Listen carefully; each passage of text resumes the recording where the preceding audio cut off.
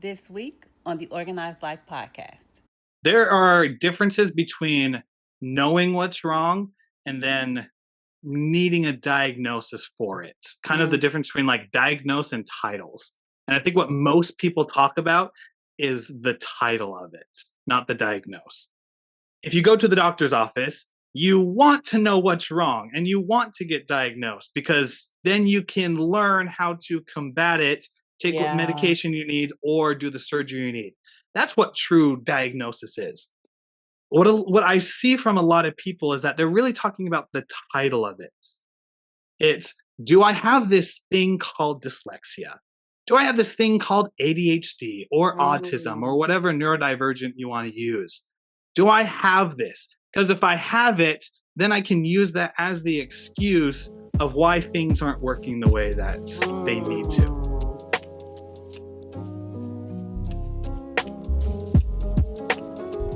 Hey, and welcome to the Organized Life podcast, where we are creating a movement with powerful organizing strategies and systems that save you space, time, energy, and money.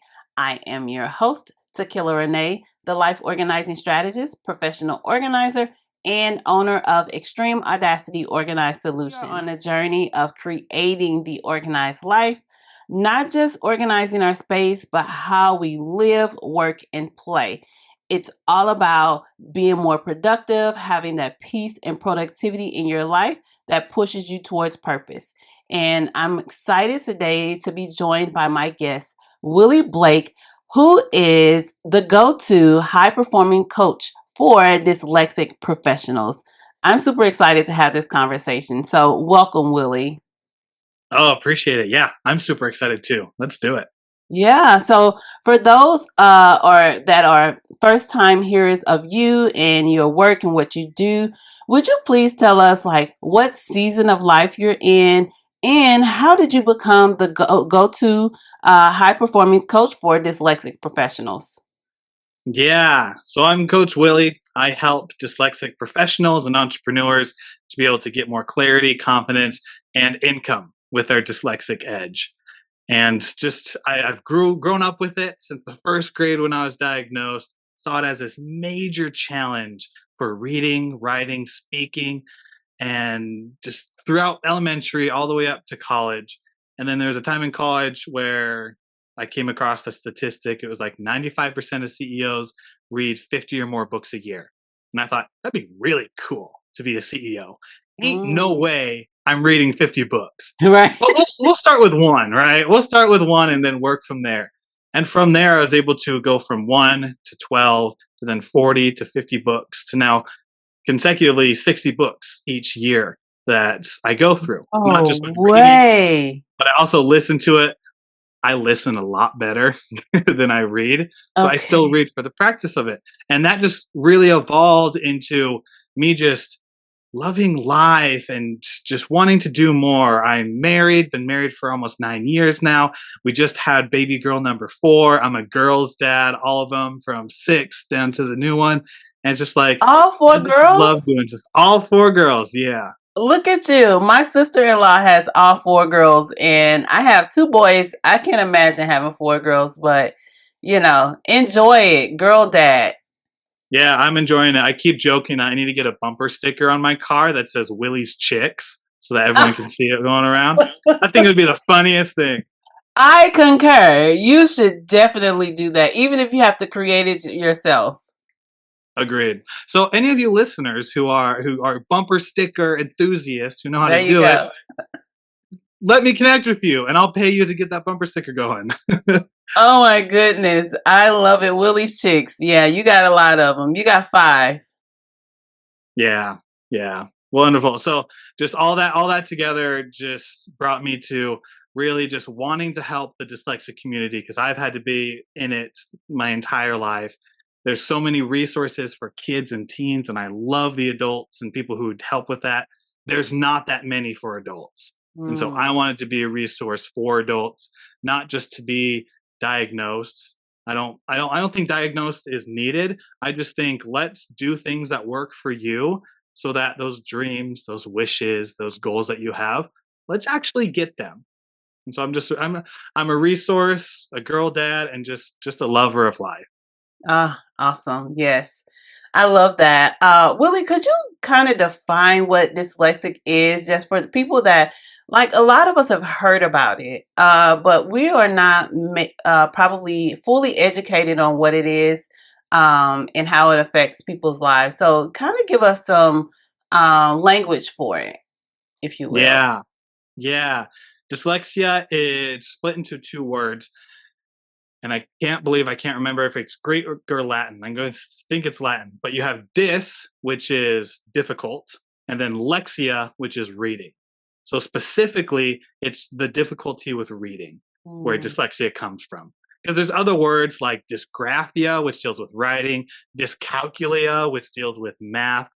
But all in Ah. all, yeah, there's a lot of terminologies, but it all comes to the way that we process the information.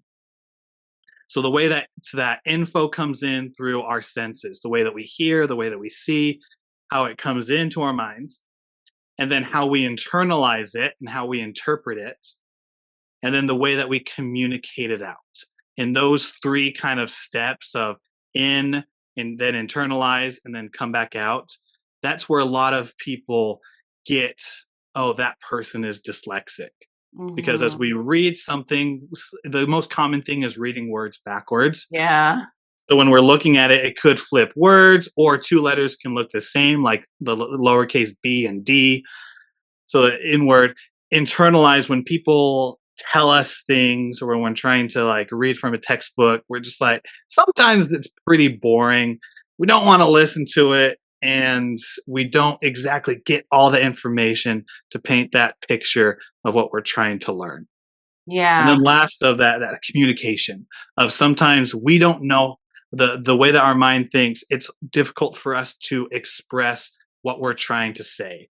So a lot of dyslexics seem very shy and very held back and have to say things in the perfect way because we're just trying Mm. to figure out how to say it in the right way. And there's a lot of trauma, um, a lot of negative experience that you can have with that in life. But just that process of communication also gets affected. Okay, so listen, I am definitely undiagnosed dyslexic, and I heard you say it's not about being diagnosed; it's about just kind of working through it. What are some signs, or well, I guess you kind of just explained that, but why do you say you don't necessarily need? I've never been diagnosed, but I'm 100% sure I'm the person that you just described. So, how do you like um decide, well, okay, I don't need diagnosis. I just know that this is me. There are differences between knowing what's wrong and then needing a diagnosis for it. Kind of the Mm, difference between like diagnose and titles. And I think what most people talk about is the title of it, not the diagnose. If you go to the doctor's office, you want to know what's wrong and you want to get diagnosed because then you can learn how to combat it, take what yeah. medication you need, or do the surgery you need. That's what true diagnosis is. What I see from a lot of people is that they're really talking about the title of it. It's, do I have this thing called dyslexia? Do I have this thing called ADHD or autism Mm, or whatever neurodivergent you want to use? Do I have this? Because if I have it, then I can use that as the excuse of why things aren't working the way that they need to. mm, And for me, I'm like, I don't care. I don't care much about you having a title for it. I don't care much about you needing a diagnosis. I care more about us learning what works for you, the way that you learn, the way that you communicate, the skills that you have, and then creating your life based on that. mhm, mhm. So that's why I don't have a PhD. I don't have a doctorate's degree to be able to diagnose people because my everything I've done is based off of life. It's based off of experience. Things that have worked for me, the mistakes, the failures that I've taken, as well as the things that have worked. And I share those things that have worked so they can hopefully help other people out. And so people have like it's the diagnosis of you can be diagnosed and that's Mhm. great. But then after that, Right. that's where I come in. I'm just like, so what are we gonna do now? Exactly. Yeah. So for you, what was it like growing up with dyslexia? I know you talked about it a little bit, but after you even answered that, how did that shape the systems that you now teach? Growing up with it varied very differently depending on what was going on.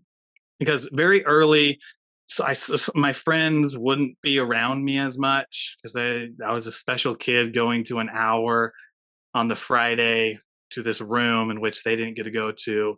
And as Yes. kids, you don't really understand what's going on. So you're just like, oh, he's different. I'm going to stay away from him. Mm. But even through middle school, my mom was able to get me a tutor. I would go to this random building, and for an hour, we'd sit there.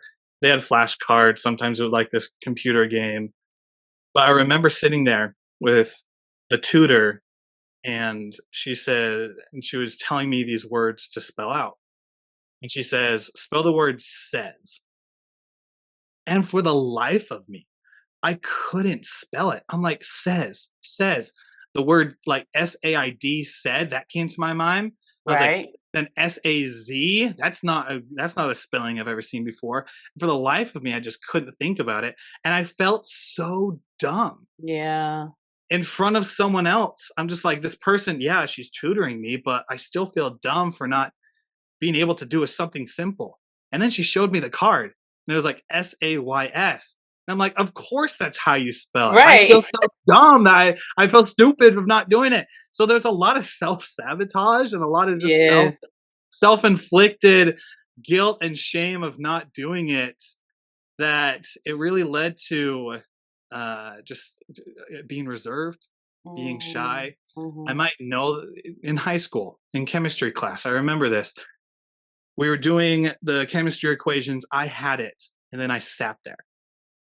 I had the right answer. I sat there. Mhm. 5 seconds go by, 10 seconds, 15 seconds.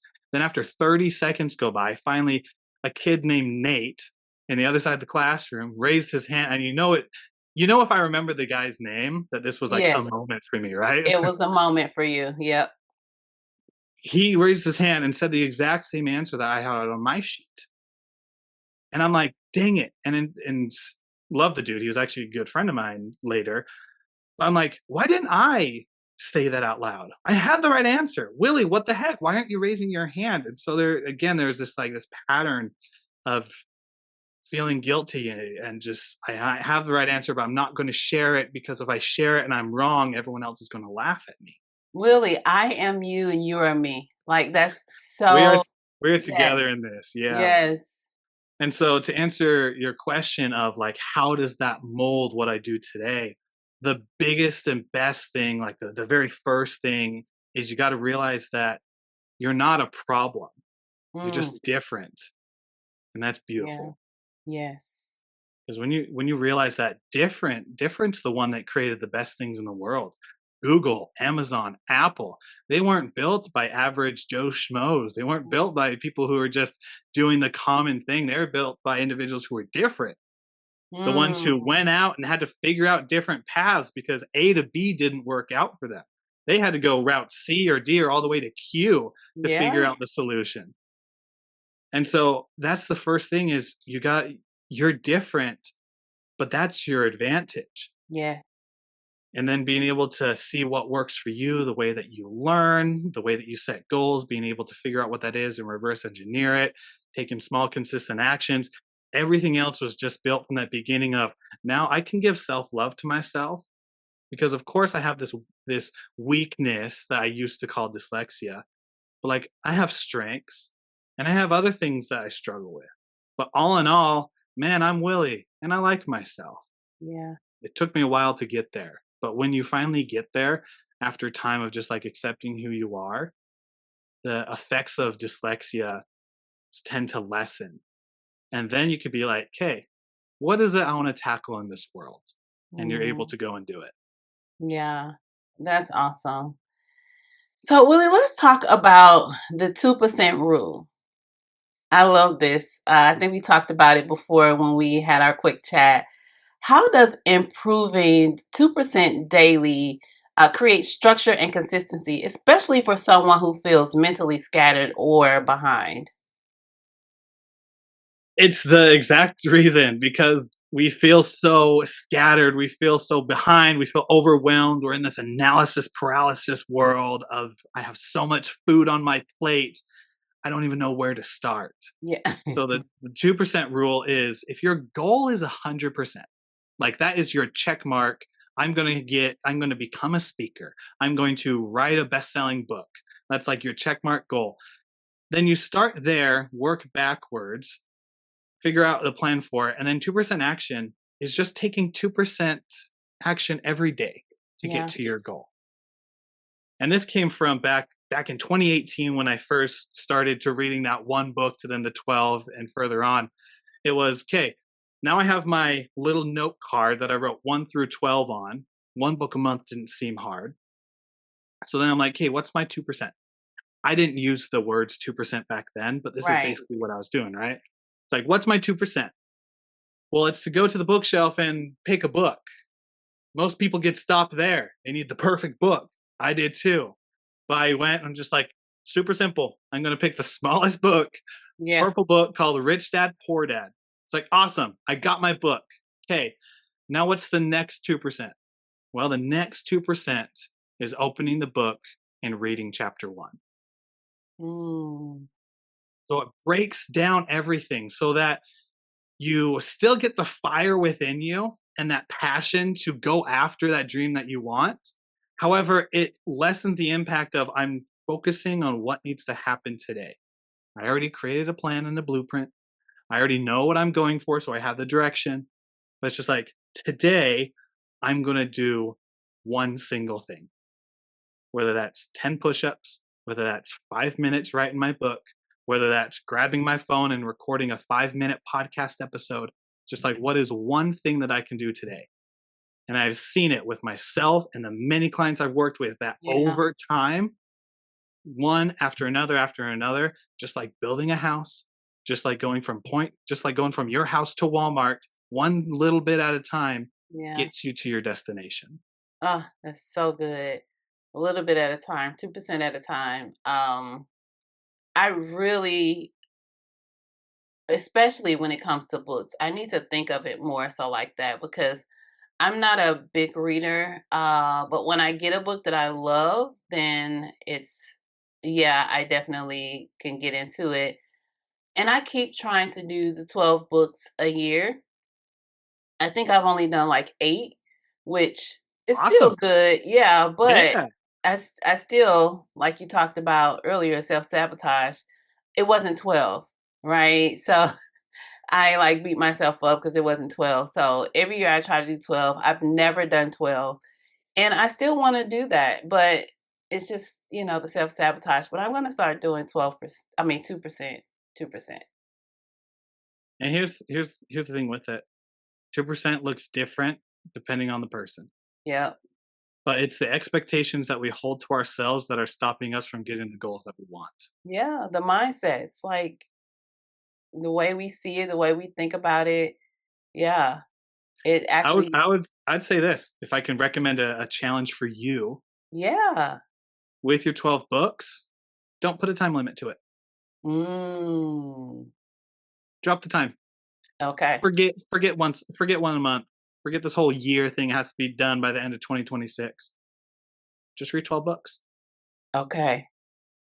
I'm gonna take you up on that, and you will get notification when I complete my 12 books. Good. I want to Yeah. hear about it. Because we set I was talking with a client this week about time because they were just like, "Man, I'm so tired of wanting to create and have my business, and I don't want to get that I don't want to go back to that 9 to 5. I don't want to get even a part-time job. I want this business to work." And you Mhm. get in that and there's this rabbit hole of I want it to work. I want to get $250,000 this year in this business so that I can provide for my family and be able to invest and have the freedom I want. I don't want my wife to feel scared or have her lay there being like, I need to get a job so that I can support my husband. Like, I know for myself, I don't want my wife to have those thoughts. Yeah. And we're talking about time. It's just like when it comes to time and what I teach, there's 5 steps. The 5th one, which a lot of people, and I'd go out on the limb and say probably most people struggle with this mistake, which is the ability to adjust and adapt. I agree. It's when you have already set the goal forward Yeah. of making $1 million, and then you have the plan of, I'm going to do that through, let's just say, podcasting, Mhm. business, and coaching. Then you start taking the action. You're reaching to people out on LinkedIn. You're recording the podcast episodes. You get monetized. Everything's going great, but it's not bringing enough money in to provide for the family. Yeah. I don't know who in the world set this expectation that you can't, that the journey forward has to be just the business and that you can't get a part time job. I don't know who set that, because the reality of it is that all of us are on such different journeys, and the timetables, we have no clue what they're going to be. Mhm. There is no shame in going and getting a part-time or a full-time job while you're creating your dream. Yeah. Because in the weirdest way possible, you can say, is it bad to bring bread home for your family while you're trying to create a business? Mm.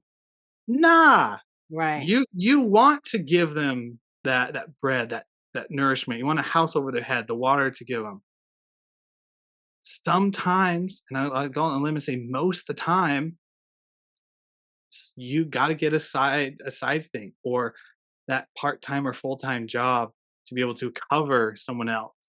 So the thing about time is that we don't know exactly when it's going to happen, but as we're consistent and keep doing it, it is going to happen. Yeah.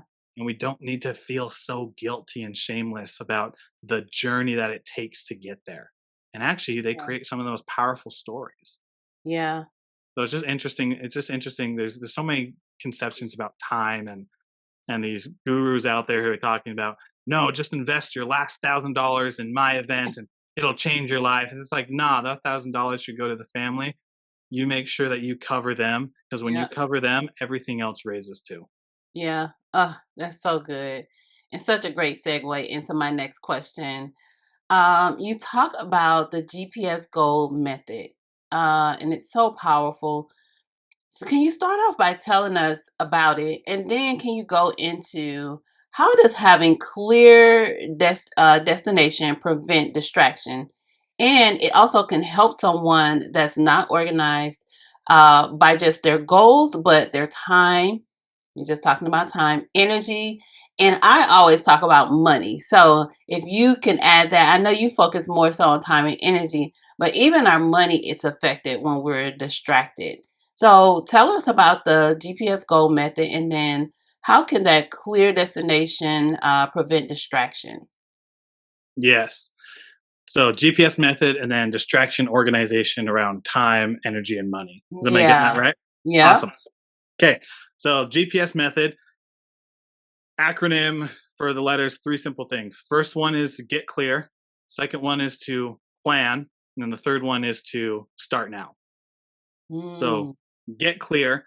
This yep. is knowing what you want. Because if you don't have a desire for something, there's no need for you to change. So it's figuring out what do you want? What's that dream, that wish, that goal, that vision, that northern star, that finish line, whatever word, whatever wording you want to use. What is Yeah. that for you? And when you figure that out, the other part of it is figuring out where you're at right now so you know the direction you need to head. We Hmm. got to be a little bit more honest with ourselves about where we're at. Because Tequila, if you and I were walking down the street and you're like, "Hey Willie, how you doing?" I might be like, "I'm good," when I might not be doing good. It's just an automatic response. Yeah, I'm good, because we don't want to be vulnerable and trust other people and whatever else is Hmm. there. Hmm. So when we're honest with ourselves, we're just like, okay, where am I actually at right now? Do I physically, do I have a six pack, or do I have the ability to have energy to carry me throughout the day? Or am I sitting here with a keg trying to lose some weight? Hmm. Financially, am I financially independent? Can I spend money where I want? Or am I living paycheck to paycheck? Yeah. Socially, am I able to communicate? Am I able to ask people questions? Or is it hard just to keep a conversation going? Mm. When we go into the areas and we know exactly where we're at, then we know, once we also know the dream, that direction that we need to head.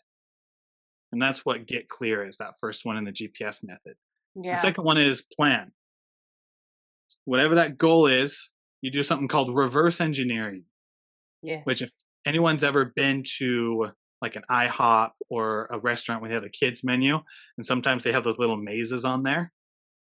Anytime I do it, I always visualize myself going from the back to the front. Then finally, when I put crayon to paper, then I can do it flawlessly. Yep. That's what we got to do with our goals. We got to start in the back and work forward. Because when we do that, the path becomes more clear than us sitting where we're at, looking forward. There might be 1,000 ways to do it, but I've seen it time and time again that when you start from the back end forward, there's one clearer path. Mhm. So once you create that blueprint, you create the plan that you can do and those milestones that you can hit.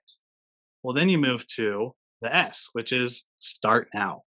This goes Start into the now. 2% rule. It's getting your car out of park, put it into drive, and start driving that 200 feet. It's being able to actually start moving. Because if you want to change your mental state, change your physical state. You got to start moving. So when you start now, that's how you start getting to where you want to go. Even if it's in the wrong direction, that's the crazy thing. Even if it's in the wrong direction, you don't know until you start moving. Okay, if this ever happened to you, to where you're sitting, it's either at like a stoplight or maybe you're sitting at in a parking lot. You pull up on your phone. I need to go here. You click start. It shows it up, but you don't know exactly like which way it's telling you because you're in the middle of the parking lot. Yes. Best way to sync that baby up is to start Start driving some moving. way. Start Yes. moving. Because when you're moving, then you know it's going to adjust to what you're doing. And that's Yeah. it. That's That's such a it. good analogy. That's it. You just start now. So Ah, that's the GPS method. that's awesome. Yeah. And then when that comes to energy, when it comes to your time, and when it comes to your income, your money, man, when you know what you're going after, and you at least know what you need to hit in like 30 days, or you need to hit in 12 weeks, well, then it's easier to figure out what you need to do today. Mm. Because if I'm like, my 5-year goal is to be the next Tony Robbins. What the heck does that even mean?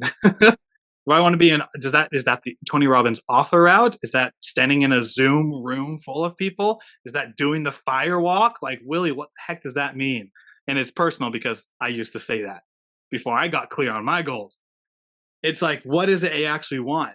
So when you get so clear on what you want that it's literally a checkbox item, then you are able to start figuring out what you can do today, Right. next 30 days, the next 12 weeks.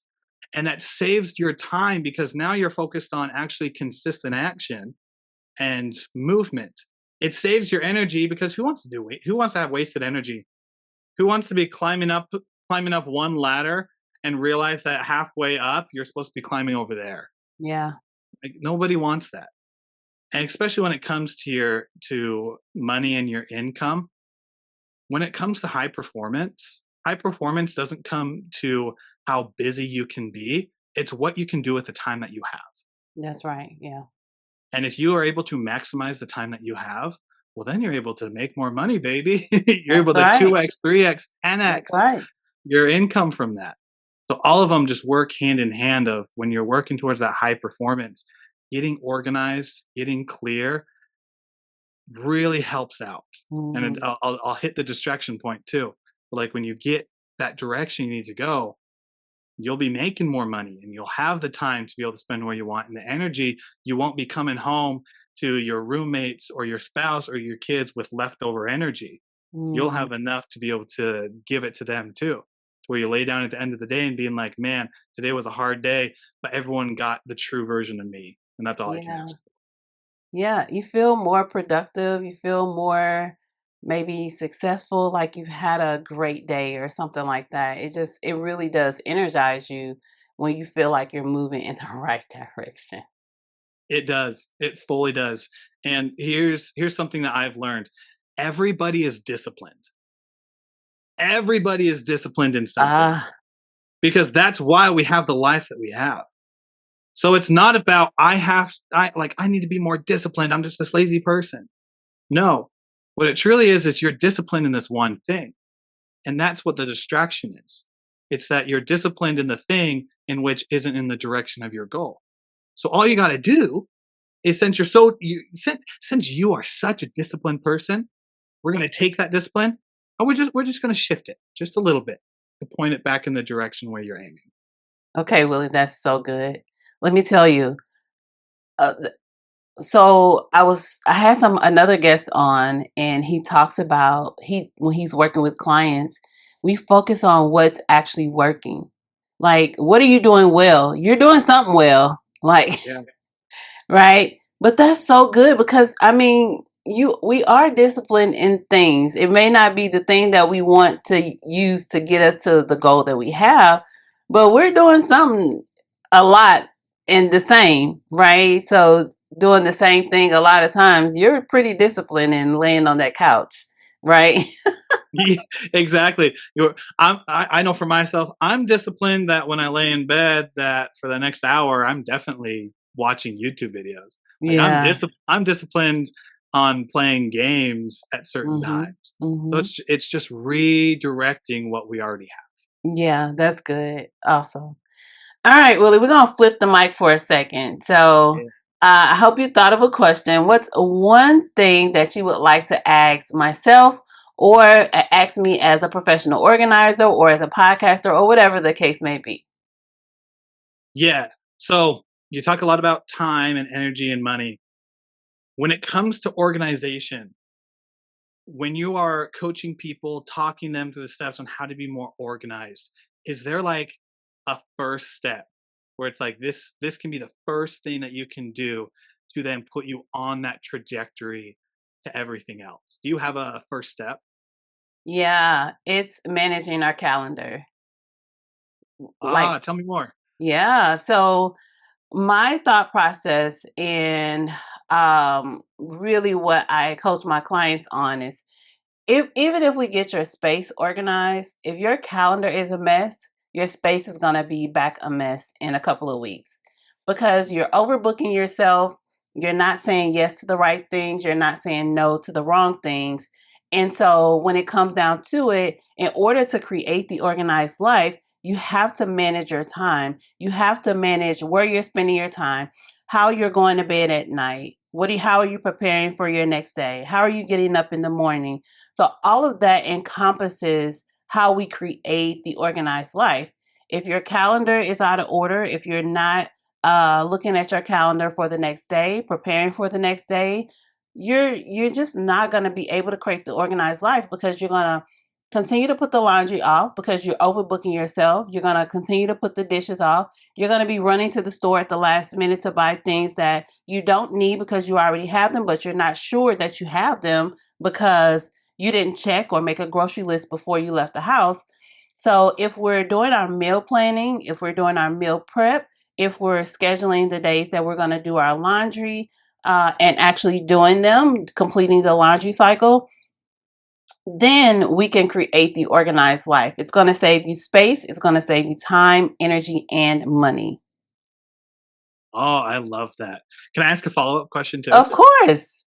So my mind jumps to calendar blocking, which is Yes. literally put time in there to where you got multicolored calendar of everything, barely any white space. That's where my mind jumps to. In those moments to where life just happens Hmm. and what was scheduled on the calendar of I'm going to do the laundry, dishes, I'm going to run these errands, all of a sudden all of a sudden something more urgent and important comes up. How do I, as I do that and as a starting organizational person, how do I combat that? Yeah, well, you just got to be realistic with yourself. Sometimes we overbook and we put things in, and we don't leave room for um, the urgent things. Like I used to book things back to back to back to back, and leave no room for a breather, right? One way to combat that is to really mentally just be prepared that something can happen. And instead of like trying to get it all done, do what's urgent, do what's important in the moment. Then you go back and you look at your schedule to see, okay, well, how can I adjust some things that are already on here? How can I adjust them to do the other things that are still important, which is like having clean underwear, having food to eat, right? How can I adjust to still make sure that I can get these things done, even if it's not in the time frame that I would like, but still get them done in a timely manner, so that I can still feel like I'm successful. I can still feel accomplished in my week. So, planning your week, you also want to plan for breaks. You want to plan for coffee, for just walking, for going to the gym. So, all of those things that we kind of push off, um, they're still important. Like between calls, like we were talking about today, I was like, I got to do 2 hours straight. Okay, well, after that, I'm doing nothing. I'm going to relax for a little bit, right? So it's in my calendar to do nothing, right? Even if it's just take a walk or sit down and scroll on social media or whatever, which is not what I'm going to do. I may get a book, but I don't really like scrolling. It's just, that's a whole nother podcast. But Yeah, you're working towards the 12 books, right? yeah, Right? that's right. Yeah. But just making sure that we are realistic with ourselves, and if something comes up that's urgent, that's important, like it's gonna happen, right? It's something that's gonna come up eventually. It may not be every day, it may not even be every week, but something's gonna eventually come up, and be able to do what we talk about, adjust. You were just talking about that, right? Adjust and pivot, to make sure that we can still maybe accomplish all of the goals. Maybe not exactly how we want, but in some form or fashion. Oh, I love it. I love this. Listeners, this is why you listen to this in the first place. Takilla is so good with stuff. Thank you for sharing that. Oh, you're so welcome. All right, so back to you, Yeah. Coach Willie. All right, so on the Organized Life podcast, we say clutter is not just about your physical space. We were just talking about this, right? It's about our mental and emotional capacity. How do you help clients declutter their overthinking, or so that they can actually execute on their plans or their goals? Yeah. The biggest thing, this this works really well for dyslexics and people with ADHD or ADD, is those ideas that are in your head, put them on paper. Put them on the freaking physical paper that's in front of you. I would even say on your phone, but there's something so good about the physical touch of paper. But get them out of your head. Just get them out of your head, because think about it this way.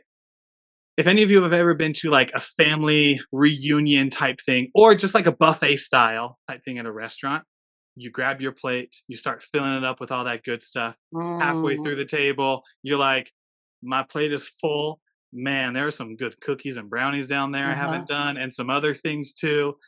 Do I get a second plate? But man, that'll make me look fat. Do I Yeah. come back for seconds and hopefully there's still some there when I come back? And so like that's what we do with overthinking, right? It's like, man, are people going to think this way about me, or Yeah. is this the perfect idea for my business? Is this the right way to create this piece of content to share on TikTok or Instagram? It's like, but it comes down to just get those ideas out of your head. Hmm. Start lessening what's on your plate. Start being able to create that room. And just like the organization around you physically, when you are able to declutter your mind of thoughts, and that your mind can finally relax and saying, okay, I don't need to think of this idea anymore because it's right here in front of me on this piece of paper. That's how you get all the more creative ideas. That's how you get this emotional and mental breath that has been really suffocating until now. Yeah. Just that release of all those thoughts you have, no judgment, as messy as possible. Just write them down and declutter your mind. Oh, that's so good. I just had another guest on and she talked about the same thing. Just like purging yourself, like get all those thoughts down on paper so that you can it's very freeing because I do it myself. Just to write it down. And I was talking about too, I have these road revelations when I'm on the road and driving. I have all these revelations that come to me and I'm like repeating them in my head. So when I stop, when I get to the stoplight, I'm going to write it down really quick because I don't want to forget it. But yeah, just putting those thoughts down on paper for me has been very helpful, and I totally agree with that. Yeah, I to that point too. I do that with my wife when we're on road trips. I'll be driving. I have this idea, and I'm like, "Hey, Kayla, can you text me this quick? Just text me on the phone. I'll be able to read it Yeah, later. But I just have this idea, and I know I'll just write a few words that'll spark it. But it's just like, do you just get that? Just start getting those things out of your mind. Purge. Just start flowing them out. And man, when you have room to be able to walk inside of your mind to the different mm, paths that are there, you'll find some memories you haven't thought about for a while. Some yeah, memories that are really bring peace and joy, as well as some that might bring up a little bit of stress and anxiety. But yeah, when you're finally able to see why you're acting in a certain way because of these memories that have been hidden, and the way you got there was just from decluttering what's been in your mind, well, then you're able to, as we talked about earlier, diagnose what's been going on, the true mm-hmm, diagnose, and then you're able to solve it, the what after type thing. So decluttering the mind, it's so needed. yeah. So oftentimes motivation fades. So we want to get organized, and we're so motivated, and then all of a sudden, nah, not interested anymore. But reality is systems don't, right? They don't fade. What are some routines and some guardrails that you teach that helps someone stay consistent when they don't feel like it? First one that came to my mind is something I call 1 minute, one thing, which is Mm, to pick a single thing that you can do for 1 minute. No expectation of anything after. You can go back to whatever you were doing before, but just for 1 minute, just do one thing. For someone, that could be picking up their room. For another, it can be making a phone call or sending that text message. But just one thing that you can do for a minute, and everybody can do that. It releases the timeness of having to feel that everything has to be done in that moment. Of you have to separate. You have to. What am I looking for? You have to separate on your calendar 4 specific hours to get this project done. It's like, yeah. no, pick, like, what's the next natural step that you need to do in that Hmm. project? Is that creating your bio on your LinkedIn? Cool. 1 minute, type in a bio, and Yeah. that's it.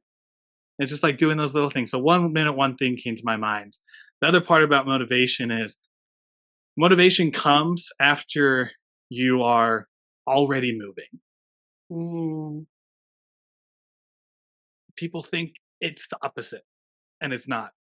That you need motivation to be able to start doing something. mm, But if you want to feel really motivated, just start doing it, mm, because it's the one of Newton's laws. It's like a thing that's in motion tends to stay in motion. And it seems like that's the common theme that we're talking about today. It's being in motion. It's just starting. It's just doing a little bit at a time, and then yeah. that's going to lead you to what you're working towards. So those are a Yeah. few things. Okay. Those are great. Those are great to start with. You often say perceived weaknesses can be a strength, right? So we talked about that a little bit. How can someone design their life around how their brain actually works instead of fighting it? A great first step to do is to figure out how you learn. So you can do this by thinking back of those moments where you're able to take in the most information and remember it. What was Hmm. going on? So some examples are, some people can do textbook reading. They read a textbook, they remember it. Awesome. I am not that guy. What I am is another one, which is through video.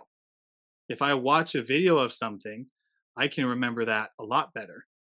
Other people, it's audio. Mm, Some people, it's music. mm, Others, it's hands on experience, actually doing it and going through it. So it's coming down to which way do you learn best? And then don't judge yourself and start learning more that way. That's how I got to reading 60 books every single year yeah. since when I first got there. It's because I don't just read the paper books. That's how I started. And that took me forever to try to get to that 12 books. But then when I did, there's this really cool dude back when I was at college. He's just like, "Hey, have you heard of Audible?" And I'm like, "No." He's like, "Cool. All these books you're reading, they're on there and you can listen to them." So I'm like, "That's really cool. Do you have to pay for it?" Because, college student who wants to pay for stuff. Right, right. And he's just like, "Yeah, you got to pay for it. But here's what I'll do. I'll log you into my account, listen to a few books. And then if you like it, then you can get your own account." Yeah. And I'm like, "Cool." So I listened to a few books in his account and I loved it. I was able to listen a lot faster than I can read. I turned my Mhm. car into a library. I got Yeah. my own account and just started listening. No music, no just white noise. It was just always listening to those books. And it came back to how I was able to learn. I learned through audio. I learned through visual more than just Mhm. reading some random lines of text in a book. That's the way I learn. Other Mhm. people, it might be different. So for Yeah. you who's listening, figure out what is that way that you learn the best. And that's going to help you the most moving forward. Yeah. Oh, that's so good. I'm definitely a hands-on learner. I love to be shown how to do the thing. So even if that is on YouTube, a video, that's you showing me like I can do it with you possibly, right? Instead of me just sitting there, you telling me if I'm watching a video and learning how to do something, I'm gonna be trying to do the thing, hit pause, let me try to, so I'll be doing it right alongside you. But that's great. So my final question is, tell us anything that we didn't cover today that you would like to share with the audience. Anything that like your work with your clients entail or anything that you would like to share. Yeah, two things. First off is we have a community for dyslexics and neurodivergent people. I'd love for anybody who's listening to my voice right now, if that's of interest to you, you can go to my website, coachwillieblake.com, and you'll be able to find it there, as well as free resources I have. The two things that go along with that is the first one of stop judging yourself Mm, for the things that you haven't done yet, because you're not behind, you just haven't started. that's good. So bring back that power. Be like, okay, now that I'm here in the present, the past is the past. I made mistakes. People could have bullied me. I have traumatic moments, but that's the past. And so, regardless of that, I'll take my lessons. I'll be grateful for what happened, but I'll take what I have today and create the future I want. And so it's don't judge yourself for the things that you have done because your future looks so much brighter. Mm, That you being different, regardless if if you're diagnosed or not, that's an advantage yeah. because you don't just have the common tools that everyone else has. You also have the extra ones that that other people don't have, and to have an extra set of tools that you can be able to use, that's fantastic. Hmm. Then the second thing is a theory that I call pick one. It's the pick one theory, which is pick a single thing that you can do today Hmm. to go towards your goal. We've talked a lot about it. We've talked about small movements. We've talked about the 2% rule. Pick one. Pick Hmm. one thing, whatever area it is, whatever the idea is that just popped into your head when I said pick one. I want you to do one thing with that Mm, because that's what's going to create the traction to go forward. That's how you get to where you want to go. One brick at a time, one text at a time, one you at a time. And the way for you to do it is to be present. So just pick one.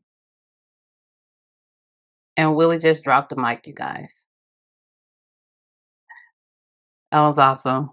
Thank you so much, Willie, for being here. It was such a pleasure talking to you. I learned so much, and I'm sure the listeners have. I can't wait to go back and listen to get all the things that I didn't get because it was a lot. Listen, you guys, this was great. And if you want to be a guest here on the Organized Life podcast, or if you have a question for me or one of my guests, actually send us an email at info@xtremeaudacity.com. We'll get you into rotation. We'll get your question into rotation, and we'll make sure that you just get in here, okay? Because it's a great community, great people, great listeners, and I just love doing what I'm doing at the moment. Thank you so much, Willie, for being here once again. And you guys, remember that if whatever you're doing is not saving you space, time, energy, and money, you want to tweak it, you want to revisit it, see how you can make it fit your lifestyle and save you in all 4 areas. And until next time, ciao.